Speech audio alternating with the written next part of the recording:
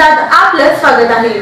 सोलापूरच्या शिक्षण विभागातील वेतन पथक अधीक्षक अखेर अँटी करप्शनच्या जाळ्यात, ग्रंथपाल अन लिपिकला पण बेड्या।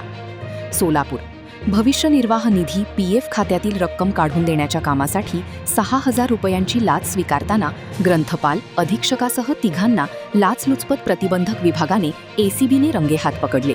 ही कारवाई मंगळवारी सायंकाळी सुमारे 7 वाजण्याच्या दरम्यान सोलापूर येथील भविष्य निर्वाह निधी कार्यालय परिसरात करण्यात आली। यातील अधीक्षक बालवाड आणि बारबोले यांना लाचलुचपत प्रतिबंधक विभागाने गुरुवारी सायंकाळी 6:30च्या सुमारास पैसे घेताना रंगेहात पकडले। तिघांच्या संमतीने बारबोले हा पैसे घेत होता। तक्रारदाराचे भविष्य निर्वाह निधीतील पैसे काढून देण्यासाठी आरोपींनी 6,000 रुपयांची मागणी केल्याची तक्रार लाचलुचपत प्रतिबंधक विभागाकडे करण्यात आली होती। तक्रारीची पडताळणी 15 जून रोजी केल्यानंतर सापळा रचण्यात आला। त्यानुसार भविष्य निर्वाह निधी कार्यालयाच्या खालील कार्यालयात गुरुवारी लाचेची रक्कम स्वीकारताना आरोपींना रंगेहात पकडण्यात आले।